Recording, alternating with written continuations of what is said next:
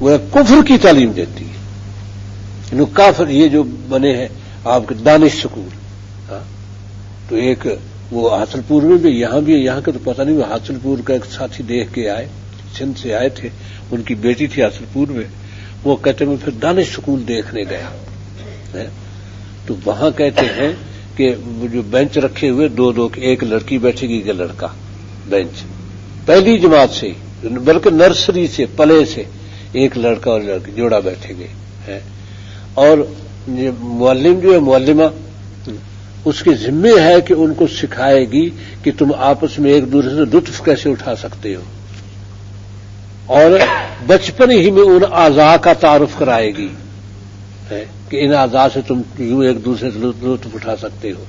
پھر الگ سے بنے ہوئے جگہ ان میں باقاعدہ گدا ودا لگا ہوا ہے کہ جو چاہے کہ بھی خواہش پوری کرنا، تو انہیں باقاعدہ ترغیب دی جائے کہ جب تمہیں ایسی خواہش ہو تو وہ جا کے وہاں پوری کر لیا کرو. میں بتاؤں تو وہ کہتے ہیں ہمیں وہاں جانا، جاؤ دونوں جا کے وہاں اپنی خواہش پوری کریں گے.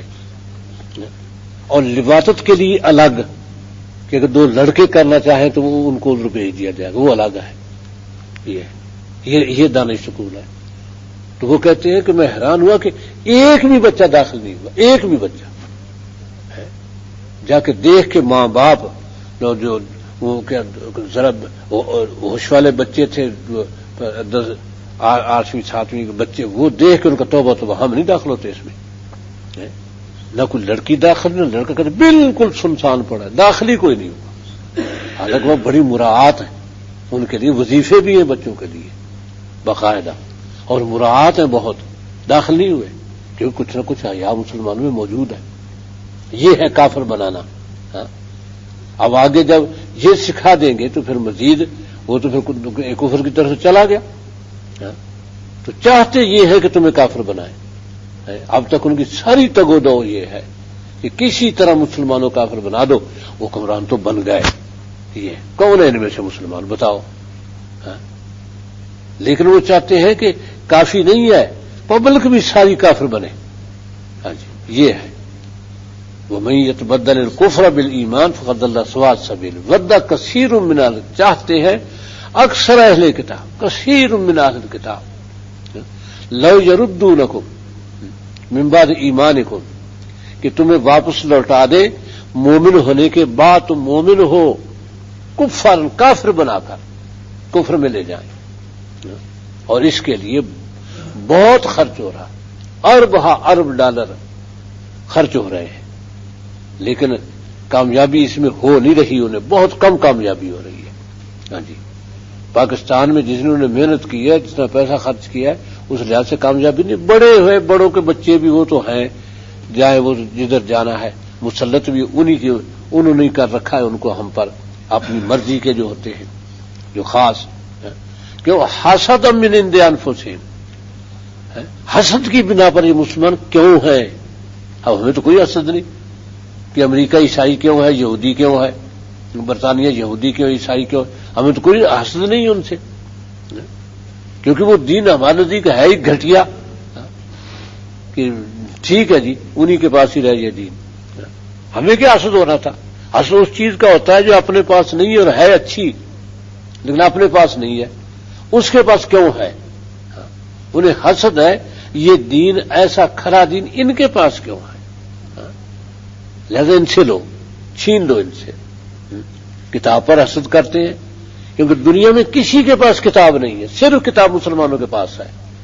کتاب ہی نہیں دنیا میں کوئی، بس کتاب کے علاوہ اپنے دماغ کے وہ سارے گورکھ دھندے ہیں، جس کے پاس میں دماغی گورکھ دھندے اور کچھ نہیں ہے.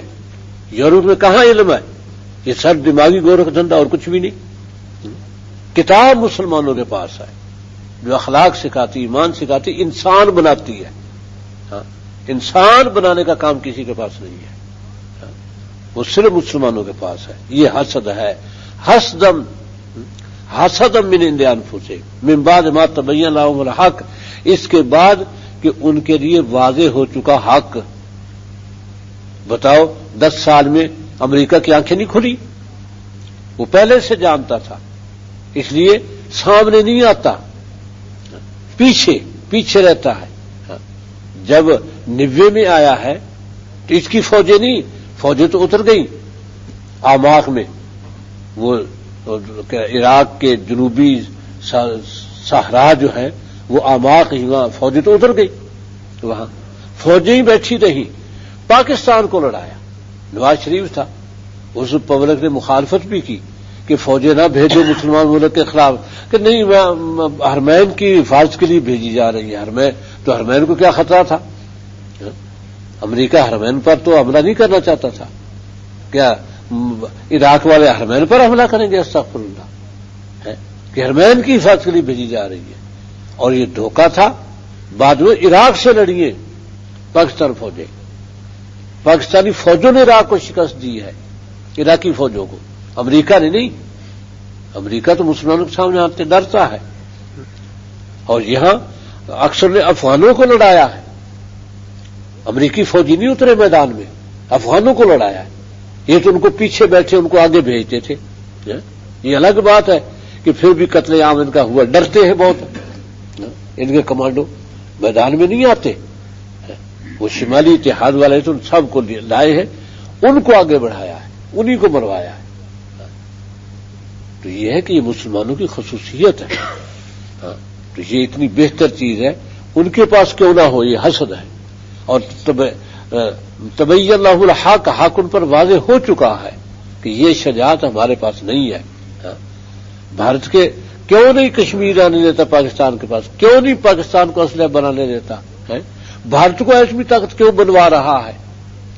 پاکستان کیوں نہیں بننے دیتا کہ چھا جائے گا پوری دنیا پر؟ یہ بھارت کی کوئی بات نہیں، بھارت کچھ نہیں کر سکتا، اس لیے بھارت ماتا ہی رہے گا ہماری، یہ چھا جائے گا، انہیں پتا ہے، اس لیے ان کو آزاد نہیں ہونے دینا، نہ عدالتیں آزاد ہونے دینی ہے، نہ ان کی صحافت آزاد ہے، نہ ان کے حکمران آزاد ہے، ان کو آزاد نہیں ہونے دینا، ایسا کیا ہے۔ تو یہ ہے حتی یتبین لہم الحق من بعد ما تبین لہم الحق، اس کے بعد کہ ان پر حق واضح بھی ہو چکا ہے، پھر وہ چاہتے ہیں حسد میں فاعفوا واصفحوا، تم معاف کرتے رہو، درگزر کرتے رہو، حتی یاتی اللہ بامرہ، جب تک اللہ اپنا امر نہیں لے آتا۔ اب بھی یہی بات ہے، ہم معاف کر رہے ہیں، درگزر کر رہے ہیں، کیونکہ ہم ان کے مقابلے میں کیسے آئیں؟ حتی یاتی اللہ، حتی کہ اللہ کا امر آئے گا، کیونکہ حدیث میں ہے، نبی صلی اللہ علیہ وسلم نے فرمایا کہ لا تزال طائفۃ من امتی علی الحق الظاہری لا یضر من ناواہم وہم کالاناء بین الاکلۃ حتی یاتی امر اللہ وہم کذالک، میری ایک گروہ میری امت کا حق پر رہے گا اور غالب رہیں گے، یعنی حق پر رہے گا اور غالب رہیں گے، یعنی کسی کی ماتحتی میں نہیں آئیں گے، اور نہیں بگاڑے گا ان کا، لا یضرہم، نہیں بگاڑے گا ان کا کچھ، من ناواہم، جو ان کے مقابلے میں آئے گا۔ بگاڑ لیا امریکہ نے، نہیں بگاڑ سکے گا، کچھ بھی نہیں بگاڑ سکے گا، اور جب تھے تو غالب تھے، بھوکے تھے، فاقے میں تھے، اور چٹائی پہ بیٹھتے تھے، لیکن غالب تھے، اس لیے کسی کے محتاج نہیں تھے، ان کے پاس پیسہ نہیں تھا، کرنسی نہیں تھی کچھ خاص ان کی، لیکن کہا بت توڑنے ہیں، ادھر سے پیشکشیں آ گئی، اقوام متحدہ نے کہا کہ تمہارے ملک کی تمام ضروریات ہم پوری کرتے، سڑکیں بنا دیتے، فیکٹریاں لگا دیتے، ترقی دیتے، بت نہ توڑو۔ جاپان کا $1 ارب دیتا ہوں، بت نہ توڑو۔ جرمن نے کہا کہ $1 ارب دیتا ہوں، بت نہ توڑو۔ ان کا کچھ نہیں لیتے، پائی بھی تم سے بت توڑیں گے، غالب ہے، حق پر غالب ہے، اور توڑ دیے، چکنا چور کر دیے بت۔ صحابہ نہیں توڑ سکے کیونکہ پہاڑ تراشا ہوا تھا، یعنی صحابہ نے نہیں توڑے تھے، جنہوں نے توڑ دیے تو صحابہ نے یہ نہیں کہ بتوں کا احترام کیا تھا، وہ پہاڑ تھا تراشا ہوا، پہاڑ تراش کے بت بنایا ہوا تھا، اس کو توڑے کون؟ اب ان کے پاس بارود تھا، کئی من بارود لگایا اور پہاڑ اڑایا، ڈرے نہیں۔ تو پھر فرمایا ان کی حیثیت یہ ہو جائے گی، لا یضرہم من ناواہم، مقابلے میں آنے والے کا بگاڑ نہیں سکے گا، وہم کالاناء بین الاکلۃ، حالانکہ ان کی حیثیت ہو جائے گی جیسے کھانے والوں کے درمیان کھانے کی ڈش ہوتی ہے، حالت یہ ہو جائے گی، ادھر سے بھی کھا رہا ہے، ادھر سے بھی، چاروں طرف سے کھائے جا رہے ہیں، اور وہ اسی حال میں رہیں گے کہ اللہ کا امر آ جائے گا. اب وہ اللہ کا امر آنے والا ہے. حتیٰ یاتی امر اللہ وہم کذالک، حتیٰ کہ آ جائے گا اللہ کا امر اور وہ اسی حال میں ہوں گے اس وقت. اس لیے یعنی یہ تو اپنے منصوبے بنا رہے ہیں، جب اللہ کا امر آیا تو سب کا صفایا ہو جائے گا، طالبان غالب. یہ وقت آ رہا ہے. تو اس لیے فاعفوا واصفحوا، تم معاف کرتے رہو، درگزر کرتے رہو. حتیٰ یاتی اللہ بامرہ، حتیٰ کہ اللہ اپنا امر لے آئے. تو جب امر آیا، مکہ فتح ہوا، تو کہاں گئے یہود؟ اور ان پر تو پہلے ہی اللہ کا امر آ گیا تھا. جب بنو نذیر کو جلا وطن، بنو قینقاع کو جلا وطن کیا، تو بنو قریظہ کو قتل کیا، کیونکہ ان کو ابھی تک انہیں رعایت مل رہی تھی، معاف کر رہے تھے اور معاہدے پر تھے. غزوہ خندق میں معاہدہ توڑا انہوں نے ایسے نازک موقع پر. تو اور پھر جب آپ نے محاصرہ کیا تو انہوں نے کہا کہ جی معاذ ابن سعد ابن معاذ ہمارے ثالث ہے، جو وہ فیصلہ کر دے، کیونکہ وہ حلیف تھے. قبیلہ گویا انصار کا قبیلہ اوس جو تھا، اوس قبیلے کے تھے سعد ابن معاذ. تو اوس قبیلہ بنو قریظہ کا حلیف تھا. تو حلیف جب اپنے دوسرے حلیف کی حمایت اس طرح کرتا تھا کہ اگر اس کا قبیلہ، اس کے بھائی وہ حملہ کر دے تو یہ حلیف کے ساتھ ہوگا، اپنے بھائیوں کے ساتھ نہیں. یہ عرب کا اصول تھا، حلیف پر کوئی حرف نہیں آنے دینا. تو یہ تک کیونکہ وہ حلیف ہے ہمیں رعایت کرے گا. حضرت سعد بھی زخمی تھے، جنگ میں زخمی ہو گئے تو ان کو لایا گیا. تو آپ نے فرمایا کہ سعد انہوں نے آپ کو ثالث مانا، ہم بھی آپ کو ثالث مانتے ہیں، فیصلہ کرتے، جو آپ فیصلہ کریں وہ نافذ ہے. اس نے کہا ان کے تمام جوان مردوں کو قتل کر دیا جائے، عورتوں بچوں کو غلام بنا لیا جائے، یہ میرا فیصلہ ہے. آپ نے کہا کہ آسمان پہ یہی فیصلہ ہو چکا تھا. یہ یعنی اتنی نفیس تو تقدیر کے مطابق ہے، سوچ تقدیر کے مطابق بن گئی. یہ کمال تھا نبی صلی اللہ علیہ وسلم کی تربیت کا. ادھر مشورے ہو رہے تھے اذان کیا ہو، کہ نماز کے لیے کیسے بلایا، دیکھو کہ ڈھول بجاؤ، کوئی ہارن بجاؤ، کوئی آگ جلاؤ. یہ تو مشورے تھے. جا کے کوئی کہہ کے بلانے پر مقرر کر دو، بلا لایا، آواز دیتا رہے چلتا رہے، اعلان کر، نماز ہو گئی، بے نماز کھڑی ہو گئی بس. تو خواب میں عبداللہ بن زید صاحب خواب میں آ گئی اذان کہ فرشتہ آیا، وہ اس کے بعد ڈھول تھا، دے دے بھائی ہم بجایا کہ کیا کرو گے، نماز کے لیے بلایا. کہ میں تمہیں سکھا دیتا ہوں اذان اعلان.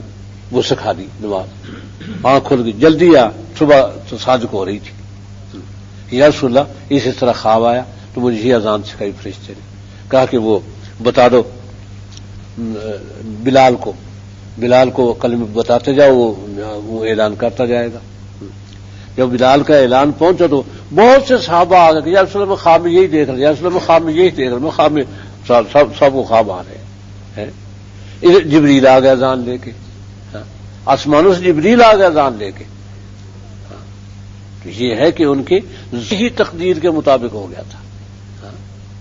تو اس لیے تم درگزر کرتے رہو حتیٰ کہ اللہ کا امر آ جائے، اور اللہ ہر چیز پر قادر ہے. اس لیے یہ غالب نہیں آ سکتے. بنو قریظہ گئے، یہود گئے، پھر یہ خیبر میں چلے گئے تھے، پھر خیبر فتح ہوا، وہاں بھی ذلیل ہوئے. پھر حضرت عمر کے زمانے میں ان سے کہا گیا کہ بھئی، کیونکہ نبی صلی اللہ علیہ وسلم نے فرمایا تھا کہ جزیرۃ العرب سے یہود و نصارہ کو جزیرۃ العرب سے نکال دینا، یہ آپ نے فرمایا، وصیت تھی آپ کی. حضرت عمر کے زمانے میں اس پر عمل ہوا، اور لیکن آپ نے مسلمانوں کی فراخ دی ہے، کیونکہ یہ کمینگی تو امریکہ کی ہے کہ پاکستان نے سب کچھ قربان کر دیا. کہتے کچھ بھی نہیں کیا، ہمیں تو خسارہ ہو گیا تمہاری وجہ سے، ہمیں تو خسارہ کچھ بھی نہیں کیا. ایسا نہیں ہے. انہیں کہا حالانکہ یہود ہیں، دشمن ہیں، حسد ہے، سب کچھ ہے. انہیں کہا کہ اور پھر یہ کہ یہ زمینیں ساری اب بیت المال کی ہیں، پوری زمینیں خیبر کی یہ تقسیم کر دی گئی صحابہ میں، یہ بیت المال کی زمینیں ہیں. کہ یہ زمینوں وہ بٹائی پر کرتے تھے، تو یہ زراعت وہاں زمینوں کی، کہ ان کی قیمت جو ہم تمہیں دے دیتے ہیں، تمہارے مکانات کی قیمت دے دیتے پوری. یعنی اگر مکان گویا 1000 کا ہے تو 2000 یوں دیا حضرت عمر نے. اور جگہ خود منتخب کرو ملک شام میں جو تمہیں پسند آ جاؤ. دورہ کیا شام کا ایک شہر منتخب کیا بہت زرخیز, وہی ان کو دے دیا.